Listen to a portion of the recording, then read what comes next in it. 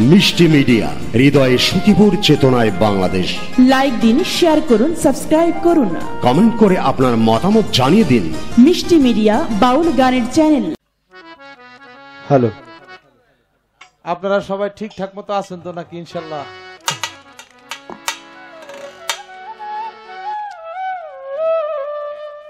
আমার যাহা কথা ছিল তা কি আপনারা সুন্দরভাবে জবাব পাইছেন? পাইছেন তো ইনশাল্লাহ? একটু হা হো কিছু কইেন। পাইছেন তো?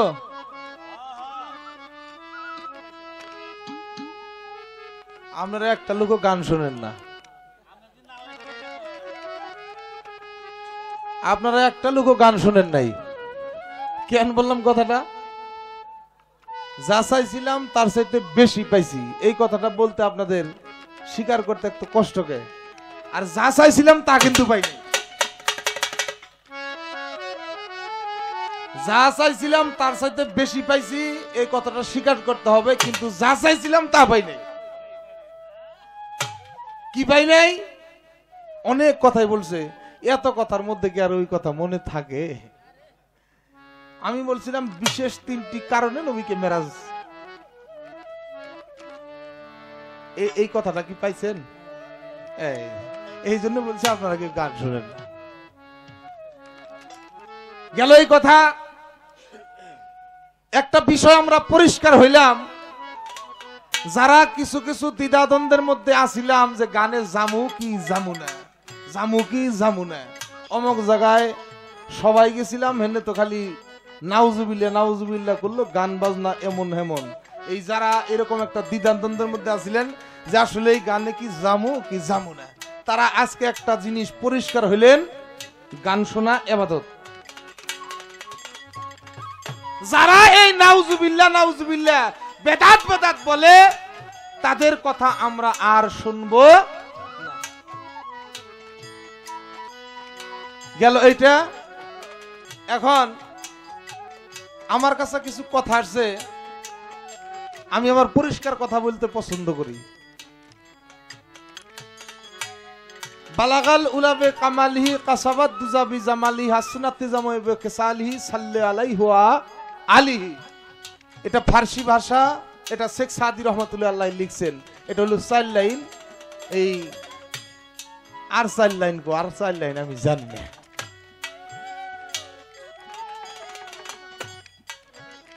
পরিষ্কার কথা, এই 4 লাইন সারা জীবন শুনাইছি, এই 4 লাইন আমি লিখছি, এই 4 লাইন আমি মুখস্থ করছি, আর 4 লাইন আমি জানি না। এটা হলো আমার জবাব। এখন শরীয়ত সরকার যদি এই কথাটা জানে, অবশ্যই জানে বিদায় আমার কাছে বলছে, জানলে শরীয়ত সরকার বলবো নাকি বলেন? গেল একটা প্রশ্নের জবাব, ইনশাল্লাহ সঠিক জবাবটা কিন্তু আমি দিছি। হ্যাঁ, গেল। দ্বিতীয় কথা হইল, দয়াল নবীজি এই ধরাধামে মানব রূপে আসছে। আমি আপনি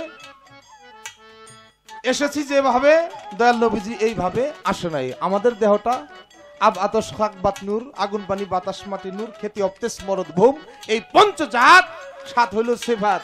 এখন পাক পাঞ্জাতন, পাক অর্থ পবিত্র, পাঞ্জা অর্থ 5, তন অর্থ দেহ, আগুন পানি বাতাস মাটি নূর। এখন ইমাম হাসান, ইমাম হুসাইন, মাওলা আলী, মা ফাতেমা, দয়াল নবীজি, এই হলো পাক পাঞ্জা তন। এখন আমাদের দেহটা মাটির দেহ, এটা আমরা জুনি সম্ভব আমাদের জন্ম হয়েছে, মা এবং বাবার মিলনে আমি আলামিন সরকার এই ধরাধামে আসছি। এই ব্যাখ্যাটা অনেকভাবে শরীয়ত সরকার বলছে, আমি সেদিকে যেতে যাই না। তার প্রশ্ন হইল, দয়াল নবীজি এই ধরাধামে আসছে, আমরা যেমন মাতৃগর্ভে যখন যাই তখন আমার মায়ের নাভি মূলে, নাভির থেকে একটু নিচে এই জায়গায় আমরা থাকি। মায়ের নারের মধ্যে আমার বেষ্টনী দেওয়া থাকে, একটা জয়েন্ট থাকে। মা খায়, আমি খাই, মা চলে, আমি চলি। এখন দয়াল নবীজি মা আমিনার গর্ভে ছিল, কোন জায়গায় ছিল, এই মুকামটার নাম কি? এখন শরীয়ত সরকার সব জানে, সব বুঝে, বুঝাই কয়। দয়াল নবীজি যখন এই পৃথিবীতে আসে, মা আমেনার বয়স তখন কত ছিল? মা আমেনার বয়স তখন কত ছিল এটা আমাদের আগে বুঝতে হবে। মা আমেনার বয়স ছিল 7 থেকে 9, মতান্তর আছে। 7 বছর বা 9 বছরের একটা নারী কি কখনো সন্তান ধারণ করতে পারে? পারে না। তাহলে এখন ভেস্তের মধ্যে ছিল ফুল, সেই ফুল জিবরাইল ছিঁড়তে গেল, সেখানে একটা আওয়াজ আসলো, ধমক দিল, বেয়াদব বললে গালি দিল। এখানে বিভিন্ন অনেক রকম অনেক কথা আছে। সেখানে জিবরাইল ফুলটা ছিঁড়তে পারলো না। কিছু এই একটা জিনিসের সাহায্যর তার প্রয়োজন হইল, সহযোগিতার প্রয়োজন হইল। একটি কোরআনের হরফ দ্বারা এই সহযোগিতা পেয়ে, যেই হরফটা হলো ইয়া হরফ। এখন এই মানব ভাণ্ডে 30টা হরফ দিয়ে, শুধু 30টা না, এই 40 হরফে এই মানব দেহ গঠিত। এখন এই ইয়া হরফটা পায়ের মধ্যেই আল্লাহ সেটিং করছে। আমি এই আলাপেও যাইতে চাই না। সেখানে এই ইয়া হরফের উপরে পা রাইখা ভর করে জিবরাইল ওই ফুল আনলো। আনার সময় আয়সা দেখে এই আব্দুল্লাহ গাছের মধ্যে হেলান দিয়ে শুয়ে রয়েছে। তার নাকের মধ্যে একটু ধরলো, নাসিকা ধারা চলে গেল, আর একটু রইলো। সেখানে তার ভাই আবু তালেবের কাছে নিয়ে গেল। এখন এই যতটুকু দয়াল নবীজির বাবা নিল, আব্দুল্লাহ নিল, এই ততটুকু থেকে দয়াল নবীজি আসলো। আর যতটুকু ওই আবু তালেব নিল, সেখান থেকে আসলো হযরত আলী করে মোল্লা ওয়াজু। এখন আনলো ফুল, সে অনেক ব্যাখ্যা দিছে। ওয়াহাব জোহরির মেয়ে মা আমেনা, তাকে বিয়ে করলো আব্দুল্লাহ, আনলো বাসর ঘরে। আমাদের যেই রকম স্বামী স্ত্রীর মিলন হয়, এইভাবে মিলন হয় নাই। একটা চুম্বন করলো ললাটের মধ্যে, কপালের মধ্যে, সেই নাসিকা ধারা আমার দয়াল নবীজি মা আমেনার উদরে চলে গেল। এখন 9 থেকে 7 বছরের একজন নাবালিকা নারী, সে গর্ভধারণ করলো। যেই মুকামে ছিল, সেই মুকামটার নাম হলো সোনিয়া মুকাম। গেল একটি কথা, আমি জবাবটাকে শেষ করলে, আমি কিন্তু ওই যে কোহিনুর ভাই বলছে যে গান শরীয়ত সরকারি গাইবো, আলামিন সরকার একটু এই আচ্ছা, আপনাদের কাছে ক্লিয়ার হলো এই কথাটা। আমি যদি এই বিষয়গুলা প্রশ্ন না করতাম, শরীয়ত সরকার কি এইভাবে জবাব দিতে পারতো? শরীয়ত সরকার একটা কঠিন কথা বলছে, আপনারা কথাগুলো বিচার করে শুনবেন, বিচার করবেন কথা। শরীয়ত সরকার বলছে গানটা আমার পেশা না, আমি গান গাই না, আমি গানটা এই জন্যই গাই, এই গানের মাধ্যমে আমি ধর্ম প্রচার করি। এখন যেই কথাগুলো বলছে, সব কথাগুলাই ধর্মের কথা। এখন কোন সূরার মধ্যে এই নবীজি সৃষ্টি বা জন্মের কথাটা আছে? সূরা নজম, আয়াত হইল 6 নম্বর, আপনারা পড়ে দেখেন। তার প্রশ্ন আমি পরিষ্কার করে দিলাম। এখন আমি আগে একটা গান গায়ে লই, তারপরে আরো 1.5-2 ঘন্টা ওনারে এখানে দাঁড় করে রাখবো, ইনশাল্লাহ আপনারা দোয়া রাখবেন। আমি আর বাড়তি আমার কোনো কথা পেশাল নাই, আমি শরীয়ত সরকারের দিয়েছে কথা বললাম। যেভাবে তার বর্ণনা, মেরাজটা একেবারেই অতি নিকটে দেখা গেল।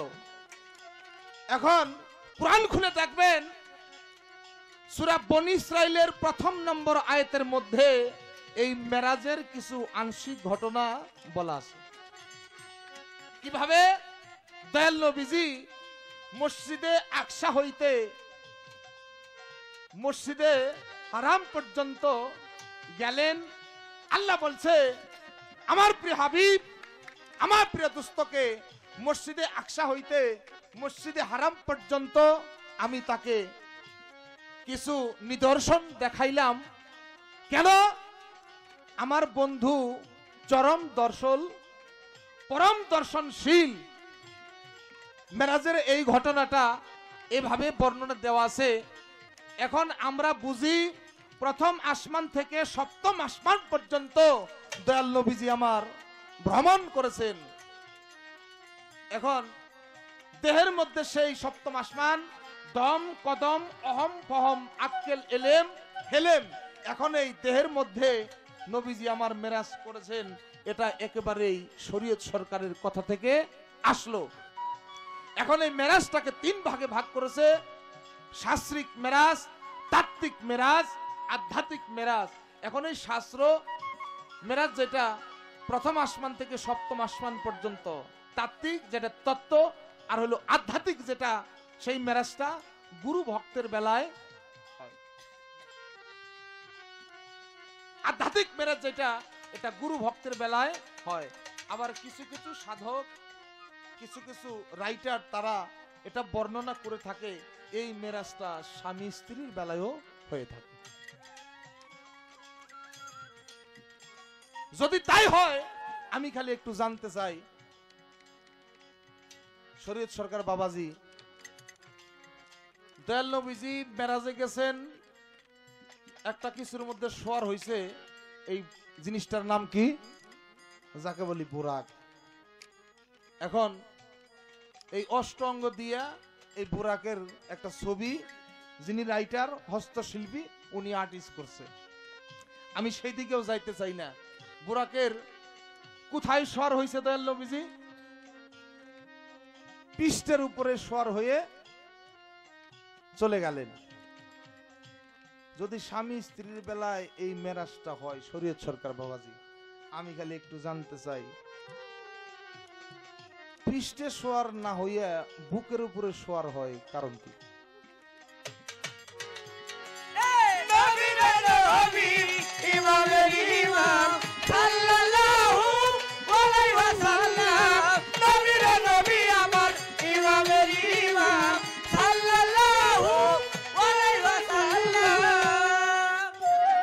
আরেকটি কথা,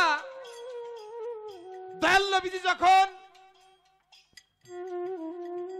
তায়েববাসীর সাথে যুদ্ধ করতে যায়, তায়েববাসীর আঘাতে দয়াল নবীজি আহত অবস্থায় পড়ে থাকে, ঠিক ওই মুহূর্তে আমার বিশ্ব জগতের প্রতিপালক রব্বুল ইজ্জত জিবরাইলকে হুকুম করলেন, হে জিবরাইল এই মুহূর্তে যাও আমার দুস্থকে যায়া এই পরম সুখের এই সংবাদটা তুমি আমার দুস্থের কাছে পৌঁছাও। কি? আমার দুস্থকে কি বলো, আমি আমার দুস্থকে মেরাজের মধ্যে ডেকেছি, আমার দুস্থ যেন আমার বাসরে সে আসে। এই ছোট কথাটা লক্ষ্য করে শুনতে হবে। ঠিক আল্লাহর হুকুমে জিবরাইল চলে আসলেন তায়েবের মাঠে, এসে দেখে দয়াল নবীজি সেইখানে নাই। কোথায় পাবে? দেখলো দয়াল নবীজি যে রাস্তায় গেছে জিবরাইল সেই দয়াল নবীজির পবিত্র কদমের চিহ্ন দেখা যায়। সেই চিহ্ন দেখে দেখে দেখে দেখে চলে গেলেন, গিয়ে দেখে আমার দয়াল নবীজি উম্মে হানির ঘরে শায়িত। উম্মে হানির ঘরে শায়িত, বুঝলেন যে এই ঘরটার ভিতরেই আছে। দরজার কাছে আসলেন, দরজাটা বন্ধ। ঘরের চতুর্পাশ দিয়া কয়েকটা ঘুরানি দিলেন, কোথাও ঢোকার জায়গা নাই। দরজার মধ্যে লেখা ছিল, আপনারা সবাই জানেন, লা ইলাহা মুহাম্মাদুর রাসূলুল্লাহ, ইল্লাল্লাহ ছিল না। প্রশ্ন আমার এইখানে না। যাই হোক, জিবরাইল যে কোনো ভাবে সেই ঘরের ভিতরে প্রবেশ করলেন। প্রবেশ করে গিয়ে দেখে একটা সাদা চাদর বা কালা চাদর, একটা চাদর দিয়ে ঢেকে রাখা। জিবরাইল বুঝতে পারলো এখানে লোক শোয়া আছে। ভাবলেন আল্লাহর পরম বন্ধু যাকে সৃষ্টি না করলে আমি জিবরাইলের সৃষ্টি হতো না, সেই মহামানবটা একটু নিদ্রায় আছে, আমি তাকে কিভাবে জাগাবো? প্রথমে মাথার কাছে আসলেন, মাথা দেখলো একটা। পায়ের কাছে গেলেন, পাও দেখলো চারটে। প্রথমে পায়ের কাছে গেলেন, বেদবি ক্ষমা করবেন, প্রথমে পায়ের কাছে গেলেন, যায় দেখে পা চারটে। কয় আমি আসলাম নবীজিকে দাওয়াত করার জন্য, পা হইল চারটা, মানুষ দেখা যায় দুইজন, দাওয়াতটা কিভাবে দেই? মাথার কাছে আসলেন, আইসা দেখে মাথা হইল একটা। জিবরাইল কয় ঘটনা কি? নবীজি এই ঘরে আসছে, চিহ্ন দেখে দেখে আসলাম, তার পদচিহ্ন দেখে আসলাম, আইসা দেখি মানুষ দুইজন, কিন্তু মাথার কাছে গেলে বোঝা যায় মানুষ একজন, পায়ের কাছে গেলে বোঝা যায় মানুষ দুইজন। ঘটনা কি? সেখানে জিব্রাইল কিভাবে জাগাবে? নবীজি যদি একটু ব্যথা পায়, সেখানে একটা পশুর আকার ধরলেন, যেই পশুটার নাম হলো বিড়াল, আমরা বাংলায় বলি, আরবিতে বলে হুরাইরা। এখন এই বিড়ালের রূপ ধরে নবীজির যেই পা, এই পায়ের মধ্যে একটু জিব্বা দিয়ে, নরম জিব্বা দিয়ে চাটাইতে শুরু করলেন। আমি খালি একটু শরীয়ত সরকারের কাছে জানতে চাই, মাথা দেখলো একটা, পাও দেখলো চারটা, সেদিন মাথা আরেকটা কইয়া ছিল?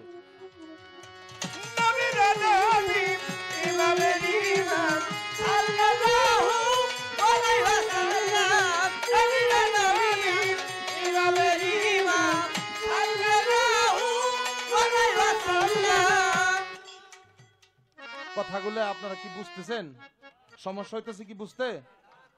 আচ্ছা, আপনাদের কাছে খারাপ লাগতেছে কি? এখন আমি খালি জানতে চাই, এই 18,000 মাকলুকাতের মধ্যে এত পশু থাকতে এই বিড়ালের রূপটা ধরার কারণটা কি? অন্য পশুর রূপ তো ধরতে পারত জিব্রাইল, এই বিড়ালের রূপটা ধরার কারণ কি? আবার হয়তো এই যে অন্য অন্য শিল্পীর মতো বা জবাব দিতে কয় বিড়ালের জিব্বাটা সবচাইতে নরম, এই জন্যে। আমি কিন্তু এই কথার লিগে শরীয়ত সরকারের কাছে এই প্রশ্ন করি নাই। আসলেই মূল হাকিকত কি? এই বিড়ালের রূপটা জিব্রাইল ধরলো কেন? গেল। এখন রাত অনেক হয়েছে, আসলেই মনে হয় আমার দুঃখের বিষয়, আমি শরীয়ত সরকারের কাছ থেকে সব কথা শুনতে পারব না, সময়ে বের দিব না। সবাই খালি এই মেরাজে গেছে এই কথাই কয়। আমি আজকে আইছে কিভাবে, বোরাকে চড়ে গেছে, আইছে কিভাবে, আসতে কয়দিন লাগছে, এলাম একটু জানতাম, কিন্তু সময় মনে হয় বের দিব না। গেল। এখন আমি ছোট্ট একটি কথা আপনাদের মাঝে বলতে চাই। দয়াল নবীজি একটা যুদ্ধের মধ্যে অংশগ্রহণ করবেন, সবাইকে ডাকলেন, তোমরা কে কে আমার সাথে যাবে, তোমরা আসো। একটি নারী, তার একটা ছেলে সন্তান হবার পরে তার স্বামী চলে গেছে, ছেলেটাকে বুকে নিয়ে নারীটা রয়েছে। ছেলেটার বয়স যখন 12 থেকে 15 মতান্তর, ঠিক তখনই আমার নবীজি এই যুদ্ধের মধ্যে যাবেন। ওই নারী সংবাদ পেয়েছে, ঠিক যেই রাস্তায় নবীজি যাবেন সেই রাস্তার পাশে তার ছেলেটাকে সাজিয়ে দাঁড়িয়ে আছে। কথাটা লক্ষ্য করে শুনবেন, যেহেতু আশিকি একটা গুরুর দরবারের গান, তাই কথাটা আমার বলা। ছেলেটাকে সাজিয়ে নিয়ে ওই রাস্তার মধ্যে দাঁড়িয়ে আছে, এই রাস্তায় আমার হুজুর আসবেন। ঠিক হুজুর আসছেন, আসসালামু আলাইকুম ইয়া রাসূলুল্লাহ। হুজুর, আপনি কি যুদ্ধে যাইতেছেন? জি হুজুর, আমি আমার ছেলেটাকে আপনার সাথে দিতে চাই, আপনার সাথে আমার ছেলেটা যুদ্ধে যাবে। হুজুর বললেন, মাগো, ও তো বাচ্চা মানুষ, ও কি যুদ্ধ করতে পারবে? ও তো যুদ্ধে দিয়ে মারা যাবে। নারীটা দু চোখের জল ছেড়ে দিয়ে বললেন, হুজুর, আমার গর্ভের সন্তান সে যদি আপনার সাথে যুদ্ধে দিয়া মারা যায়, আমি আমার নারী কুলটাও ধন্য হবে, আমি বলতে পারবো আমার কলিজা সারা ধন, আমি আমার নবীজির সাথে যুদ্ধে দিয়ে আমার ছেলেটা শহীদ হয়েছে। হুজুর, আপনি নিয়ে যান, ও যদি মরে যায় তাও আমার নারী কুলটা ধন্য হয়ে যাবে। ঠিক হুজুরের সাথে নিয়ে গেলেন, যুদ্ধ করলেন। সেখানে মোট 3 জন লোক, আমার রসুলের 3 জন সাহাবা শহীদ হইলেন। 3 জনের মধ্যে ওই ছেলেটাও শহীদ হয়েছে, ওই ছেলেটাও মারা গিয়েছে। এখন হুজুর মনে মনে ভাবতেছে, ওই নারীটা যদি আমার কাছে প্রশ্ন করে আমি কি জবাব দেব? ঠিক সেই রাস্তায় আবার দাঁড়িয়ে আছে। হুজুর যখন যুদ্ধ শেষে চলে আসছে, নারীটা সামনে দেখতে পেয়েছে। আমার হুজুর মনে মনে কয়, এখন যদি সে আমাকে প্রশ্ন করে ওর ছেলেটার কথা আমি কি জবাব করব।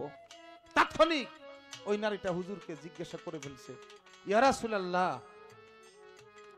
আমার ছেলেটা কোথায়, ছেলেটা কি আসছে? হুজুর কি জবাব করবেন? হুজুর কি কখনো মিথ্যা কথা বলছে আপনাদের বিশ্বাস হয়? নাউজুবিল্লাহ। আমার দয়াল নবীজি কখনো মিথ্যা কথা বলে নাই। তার নাম ছিল আলামিন, এই নামের অর্থ হলো সত্যবাদী। আমার হুজুর জবাব না করে শুধু এই কথাটা বললেন, তুমি পিছনে জিজ্ঞাসা করো। পিছনে আবু বকর সিদ্দিক।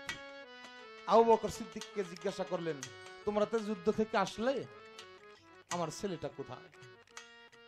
আবু বকর সিদ্দিক ঠিক তাই বলেন, তুমি পিছনে জিজ্ঞাসা করো। যার কাছে বলে সেই বলে পিছনে জিজ্ঞাসা করো, পিছনে জিজ্ঞাসা করো, পিছনে জিজ্ঞাসা করো। সর্বশেষ মাওলা আলী করিমুল্লাহ ওয়াজহ, সর্বশেষ আমার মাওলা আলীর কাছে জিজ্ঞাসা করছে, ও আলী, যার কাছে জিজ্ঞাসা করলাম সেই বলল পিছনে জিজ্ঞাসা করো। তোমার পিছনে তার কেউ নাই, তোমার বলতে হবে আমার ছেলেটা কোথায়, তোমার বলতে হবে আমার ছেলেটা কোথায়। মাওলা আলী বলে ফেলছে, তোমার ছেলেটা পিছনে, তুমি বাড়ি চলে যাও, তোমার ছেলে বাড়িতে আসতেছে। কথাটা কি সত্য বললো না মিথ্যা বললো? কথাটা মিথ্যা বললো। তাৎক্ষণিক মাওলা আলী ভাবতে লাগলেন, আমি তো কখনো কোনোদিন মিথ্যা কথা বলি নাই, আমি কথাটা বলে ফেললাম কেন? দৌড়িয়ে গিয়ে আমার দয়াল নবীজির কদমে পড়ে গেছে, হুজুর, ইয়া রাসূলুল্লাহ, আমি তো কোনোদিন মিথ্যা কথা বলি নাই। হুজুর, আমি যে ওই নারীটাকে, ওই মাকে এই কথা বলে ফেলছি। আমার দয়াল নবীজি মাওলা আলীকে ধরে উঁচু করে বললেন, তুমি দাঁড়াও। দাঁড়াইছে, দাঁড়ানোর পরে বলছে, তুমি ছোট কাল থেকে তুমি মিথ্যা কথা বলেছো, এটা কি তোমার কখনো মনে পড়ে? হুজুর, আমি কখনো মিথ্যা কথা বলি নাই। তুমি ওই নারীকে বলেছো তোমার ছেলে বাড়িতে আসতেছে, আবারও গিয়ে বলে আসো তোমার ছেলে আসবে। ঠিক তাকিয়ে দেখে দয়াল নবীজি বলছে আসবে, ঠিক তাকিয়ে দেখে ছেলেটা দৌড়িয়ে তার বাড়ি যাচ্ছে। কথাটা এই জন্যই বলা, কিছু কিছু মানুষ কয় নবী মাটির মানুষ ছিল, আমাদের মতো মানুষ ছিল। এই বেটা, তোর মতো যদি মানুষ থাকে, দয়াল নবীজির শাহাদত আঙ্গুলের ইশারায় চন্দ্রটা একটা সময় দুখণ্ডে খণ্ডিত হয়ে গেছিল, তুই চন্দ্রের দিকে দাইকা ময়রা যাচ্ছে, দেই কি হয়? আমার নবীর কাছে উহি নাজিল হইতো, তোর কাছে কি নাজিল হয়? আমার নবীজিকে বলে আমার মতো মানুষ, আমাদের মতো মাটির মানুষ। নবীজি বলছে, আর মরা মানুষ জিন্দা হয়ে তার বাড়ি ফিরছে। শুধু তাই না, আমার রসুলের এক সাহাবা পাথরের মধ্যে দাঁড়িয়ে নামাজ আদায় করতেন। হঠাৎ করে হুজুর তার কাছে গেছেন, গিয়ে দেখে সে পাথরকে হার মানাইছে। যেখানে দাঁড়াইছে তার পায়ের চিহ্ন এসে গেছে, যেখানে সে কপালটা লাগাইতেন কপালের চিহ্ন এসে গেছে পাথরের মধ্যে, যেখানে হাত রাখতেন সেই হাতের চিহ্ন এসে গেছে। আমার দয়াল নবীজি তাকিয়ে তাকিয়ে দেখে তাকে বললেন, ওগো তুমি শোনো,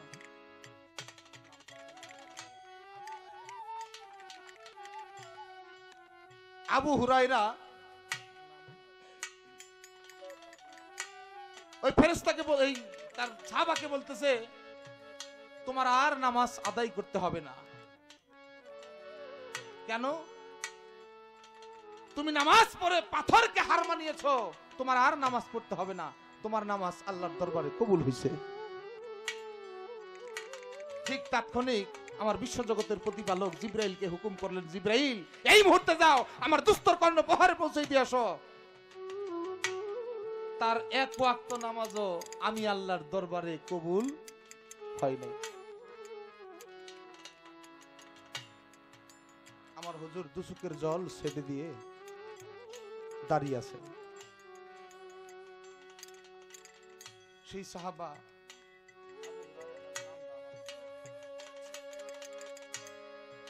হুজুরকে তাকিয়ে, হুজুরের দিকে তাকিয়ে বললেন, হুজুর এই মুহূর্তে আপনার মুখটা একটু মলিন হয়ে গেল, কারণ আপনার চোখেও জল এসে গেছে, কারণ কি? আমার হুজুর বললেন, ওগো আমি তো বলেছিলাম তোমার আর নামাজ পড়তে হবে না, আল্লাহর দরবারে তোমার নামাজ কবুল হয়ে গেছে। এই মুহূর্তে আমার বিশ্ব জগতের প্রতিপালক আমার কাছে সংবাদ পাঠাইছে, তোমার সারা জীবনের এক ওয়াক্ত নামাজ আল্লাহর দরবারে কবুল হয়নি, এই জন্য আমার চোখে জল এসে গেছে। ওই সাহাবা হুজুরের কদমে পড়ে গিয়ে বলতেছে, হুজুর আল্লাহ কবুল করছে কি না করছে এটা আমার দেখার বিষয় না, আপনি হুকুম করেছিলেন নামাজ পড়ছে, হুজুর আপনি শুধু একটু বলেন আপনি কি আমার নামাজটা কবুল করছেন? আমার দয়াল নবীজি বললেন, ওগো আমি তো তোর নামাজে সন্তুষ্ট হয়েছি হুজুর, তাহলে আমার আর দরকার নাই, আল্লাহ কবুল করুক আর না কবুল করুক, আপনি যে কবুল করছেন আমার নামাজ হয়ে গেছে। ঠিক তখনই জিবরাইলকে আবার হুকুম করলেন, জিবরাইল এই মুহূর্তে যাও আমার দুস্তের কাছে পৌঁছে দিয়ে এসো, আমার দুস্ত যেহেতু তার নামাজটা কবুল করছে, আমি আল্লাহ তার নামাজ কবুল করছি। সুবহানাল্লাহ।